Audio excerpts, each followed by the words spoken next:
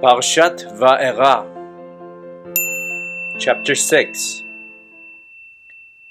God spoke to Moshe. He said to him, I am Adonai. I appeared to Abraham, Yitzchak, and Yaakov as El Shaddai, although I did not make myself known to them by my name, Yud-He-Vav-He. Also with them, I established my covenant to give them the land of Canaan, the land where they wandered about and lived as foreigners. Moreover, I have heard the groaning of the people of Israel, whom the Egyptians are keeping in slavery, and I have remembered my covenant. Therefore, say to the people of Israel, I am Adonai. I will free you from the forced labor of the Egyptians, rescue you from their oppression, and redeem you with an outstretched arm and with great judgments. I will take you as my people, and I will be your God. Then you will know that I am Adonai your God, who freed you from the forced labor of the Egyptians. I will bring you into the land which I swore to give to Abraham, Yitzchak, and Yaakov. I will give it to you as your inheritance. I am Adonai. Moshe said this to the people of Israel, but they wouldn't listen to him because they were so discouraged, and their slavery was so cruel. Adonai said to Moshe, Go in and tell Pharaoh, king of Egypt, to let the people of Israel leave his land. Moshe said to Adonai, Look, the people of Israel haven't listened to me. So how will Pharaoh listen to me, poor speaker that I am? But Adonai spoke to Moshe and Aaron and gave them orders concerning both the people of Israel and Pharaoh, king of Egypt, to bring the people of Israel out of the land of Egypt. These were the heads of their families. The sons of Reuven, the firstborn of Israel, were Hanoch, Palu, Hetzron, and Carmi. These were the families of Reuven. The sons of Shimon were Yemuel, Yamin, Ohad, Yachin, Zochar, and Shaul, the son of Canaanite woman. These were the families of Shimon. These are the names of the sons of Levi, with their descendants, Gershon, Kehat, and Merari. Levi lived to be 137 years old. The sons of Gershon were Livni and Shimei, with their families.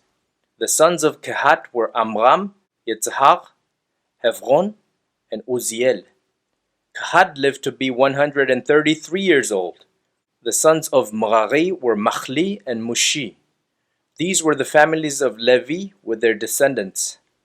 Amram married Yocheved, his father's sister, and she bore him Aharon and Moshe. Amram lived to be 137 years old. The sons of Yitzhar were Korach, Nepheg, and Zichri. The sons of Uziel were Mishael, Elzaphan, and Sitri. Aharon married Elisheva, daughter of Aminadav, a sister of Nachshon, and she bore him Nadav, Avihu, Elazar, and Itamar. The sons of Korach were Asir, Elkanah, and Aviasaph. These were the Korchi families. Elazar, the son of Aharon, married one of the daughters of Putiel, and she bore him Pinchas. These were the heads of the families of Levi, family by family. These are the Aharon and Moshe to whom Adonai said, Bring the people of Israel out of the land of Egypt, division by division, and who told Pharaoh, king of Egypt, to let the people of Israel leave Egypt. These are the same Moshe and Aharon. On the day when Adonai spoke to Moshe in the land of Egypt, he said, I am Adonai, tell Pharaoh, king of Egypt, everything I say to you. Moshe answered Adonai, Look, I'm such a poor speaker that Pharaoh won't listen to me. Chapter 7. But Adonai said to Moshe, I have put you in the place of God to Pharaoh, and Aharon your brother will be your prophet. You are to say everything I order you, and Aharon your brother is to speak to Pharaoh and tell him to let the people of Israel leave his land. But I will make him hard-hearted. Even though I will increase my signs and wonders in the land of Egypt, Pharaoh will not listen to you. Then I will lay my hand on Egypt and bring my armies, my people, the sons of Israel, out of the land of Egypt with great acts of judgment. Then when I stretch out my hand over Egypt and bring the people of Israel out from among them, the Egyptians will know that I am Adonai. Moshe and Aharon did exactly what Adonai ordered them to do. Moshe was 80 years old and Aharon 83 when they spoke to Pharaoh.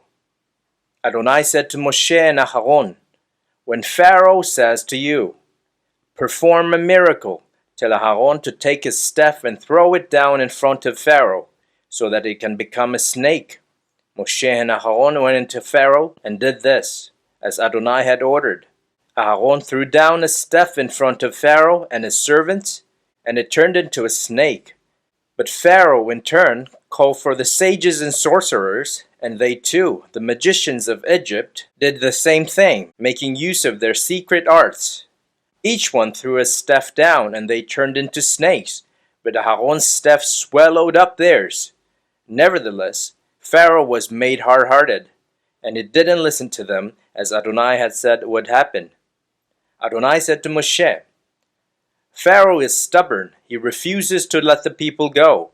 Go to Pharaoh in the morning when he goes out to the water. Stand on the riverbank to confront him. Take in your hand the staff which was turned into a snake, and say to him, 'Adonai, the God of the Hebrews, sent me to you to say, let my people go, so that they can worship me in the desert. But until now you haven't listened.' So Adonai says, 'This will let you know that I am Adonai. I will take the staff in my hand and strike the water in the river, and it will be turned into blood. The fish in the river will die, the river will stink, and the Egyptians won't want to drink water from the river.' Adonai said to Moshe, 'Say to Aaron, take your staff, reach out your hand over the waters of Egypt, over their rivers, canals, ponds, and all their reservoirs, so that they can turn into blood. There will be blood throughout the whole land of Egypt, even in the wooden buckets and stone jars.' Moshe and Aaron did exactly what Adonai had ordered. He raised the staff, and in the sight of Pharaoh and his servants, struck the water in the river, and all the water in the river was turned into blood. The fish in the river died, and the river stank so badly that the Egyptians couldn't drink its water. There was blood throughout all the land of Egypt. But the magicians of Egypt did the same with their secret arts, so that Pharaoh was made hard-hearted and didn't listen to them, as Adonai had said would happen. Pharaoh just turned and went back to his palace without taking any of this to heart. All the Egyptians dug around the river for water to drink, because they couldn't drink the river water. 7 days after Adonai had struck the river, Adonai said to Moshe, "Go into Pharaoh and say to him, 'Here is what Adonai says, let my people go, so that they can worship me. If you refuse to let them go, I will strike all your territory with frogs. The river will swarm with frogs. They will go up, enter your palace, and go into your bedroom, onto your bed. They will enter the houses of your servants and your people, and go into your ovens and kneading bowls. The frogs will climb all over you, your people, and your servants.'" Chapter 8. Adonai said to Moshe, "Say to Aaron, reach out your hand with your staff over the rivers, canals, and ponds, and cause frogs to come up onto the land of Egypt." Aaron put out his hand over the waters of Egypt, and the frogs came up and covered the land of Egypt. But the magicians did the same with their secret arts, and brought up frogs onto the land of Egypt. Then Pharaoh summoned Moshe and Aaron and said, "Intercede with Adonai to take the frogs away from me and my people, and I will let the people go and sacrifice to Adonai." Moshe said to Pharaoh, "Not only that, but you can have the honor of naming the time when I will pray for you, your servants, and your people to be rid of the frogs, both yourselves and your homes, and that they stay only in the river." He answered, "Tomorrow." Moshe said, "It will be as you have said, and from this you will learn that Adonai our God has no equal. The frogs will leave you and your homes, also your servants and your people. They will stay in the river only. Moshe and Aaron left Pharaoh's presence, and Moshe cried to Adonai about the frogs he had brought on Pharaoh. Adonai did as Moshe had asked. The frogs died in the houses, courtyards, and fields. They gathered them in heaps till the land stank. But when Pharaoh saw that he had been given some relief, he made himself hard-hearted and would not listen to them, just as Adonai had said would happen. Adonai said to Moshe, "Say to Aaron, reach out with your staff and strike the dust on the ground. It will become lice throughout all the land of Egypt." They did it. Aaron reached out his hand with his staff and struck the dust on the ground, and there were lice on people and animals. All the dust on the ground became lice throughout the whole land of Egypt.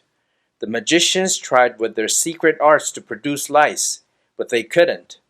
There were lice on people and animals. Then the magician said to Pharaoh, "This is the finger of God."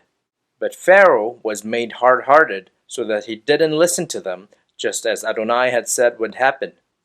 Adonai said to Moshe, "Get up early in the morning, stand before Pharaoh when he goes out to the water, and say to him, 'Here is what Adonai says, let my people go, so that they can worship me. Otherwise, if you won't let my people go, I will send swarms of insects on you, your servants, and your people, and into your houses. The houses of the Egyptians will be full of swarms of insects, and likewise the ground they stand on. But I will set apart the land of Goshen, where my people live. No swarms of insects will be there, so that you can realize that I am Adonai right here in the land. Yes, I will distinguish between my people and your people, and this sign will happen by tomorrow.'" Adonai did it. Terrible swarms of insects went into Pharaoh's palace and into all his servants' houses. The insects ruined the entire land of Egypt. Pharaoh summoned Moshe and Aaron and said, "Go and sacrifice to your God here in the land." But Moshe replied, "It will be inappropriate for us to do that, because the animal we sacrifice to Adonai our God is an abomination to the Egyptians. Won't the Egyptians stone us to death if before their very eyes we sacrifice what they consider an abomination? No, we will go 3 days' journey into the desert and sacrifice to Adonai our God as he has ordered us to do." Pharaoh said, "I will let you go, so that you can sacrifice to Adonai your God in the desert. Only you are not to go very far away. Intercede on my behalf."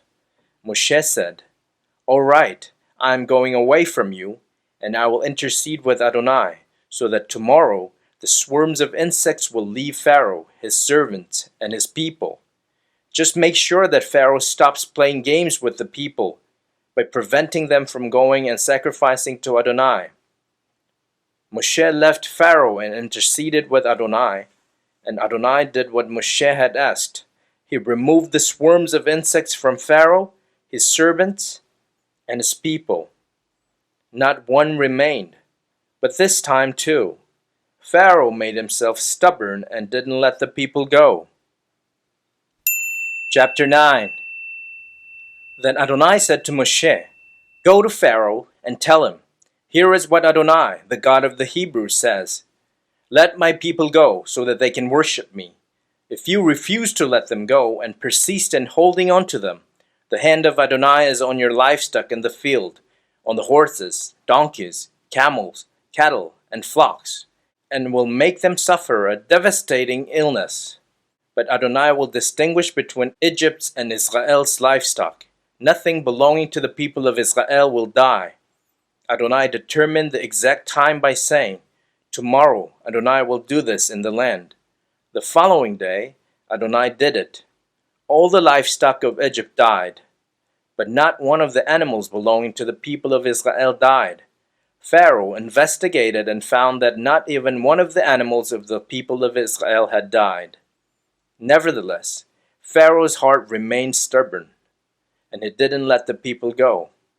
Adonai said to Moshe and Aaron, "Take handfuls of ashes from a kiln, and let Moshe throw them in the air before Pharaoh's eyes. They will turn into fine dust over all the land of Egypt, and become infected sores on man and animals throughout Egypt. So they took ashes from a kiln, stood in front of Pharaoh, and threw them in the air, and they became infected sores on man and animals.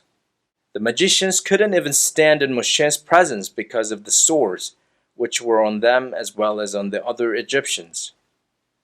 But Adonai made Pharaoh hard-hearted, so that he didn't listen to them, just as Adonai had said to Moshe. Adonai said to Moshe, "Get up early in the morning, stand before Pharaoh, and say to him, 'Here is what Adonai says, let my people go, so that they can worship me. For this time I will inflict my plagues on you, yourself, and on your officials and your people, so that you will realize that I am without equal in all the earth.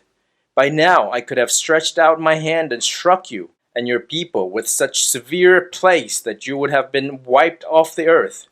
But it is for this very reason that I have kept you alive, to show you my power, and so that my name may resound throughout the whole earth.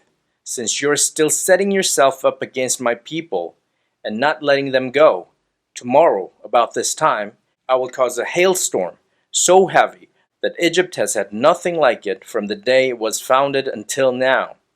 Therefore, send and hurry to bring indoors all your livestock and everything else you have in the field, for hail will fall on every human being and animal left in the field that hasn't been brought home, and they will die. Whoever among Pharaoh's servants feared what Adonai had said, had his slaves and livestock escape into the houses. But those who had no regard for what Adonai had said, left their slaves and livestock in the field.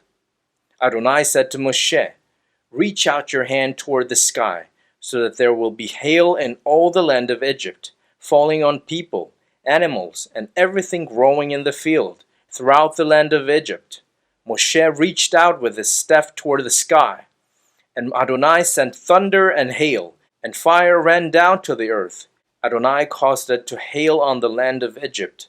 It hailed, and fire flashed up with the hail. It was terrible, worse than any hailstorm in all of Egypt since it became a nation. Throughout all the land of Egypt, the hail struck everything in the field, people and animals. The hail struck every plant growing in the field and broke every tree there. But in the land of Goshen, where the people of Israel were, there was no hail. Pharaoh summoned Moshe and Aaron and said to them, "This time I have sinned. Adonai is in the right. I and my people are in the wrong. Intercede with Adonai. We can't take any more of this terrible thunder and hail, and I will let you go. You will stay no longer." Moshe said to him, "As soon as I have gone out of the city, I will spread out my hands to Adonai. The thunder will end, and there won't be any more hail, so that you can know that the earth belongs to Adonai. But you and your servants, I know you still won't fear Adonai God." The flax and barley were ruined, because the barley was ripe and the flax in bud. But the wheat and buckwheat were not ruined, because they come up later. Moshe went out of the city, away from Pharaoh, and spread out his hands to Adonai. The thunder and hail ended, and the rain stopped pouring down on the earth. When Pharaoh saw that the rain, hail, and thunder had ended, he sinned still more by making himself hard-hearted, he and his servants. Pharaoh was made hard-hearted, and he didn't let the people of Israel go, just as Adonai had said through Moshe.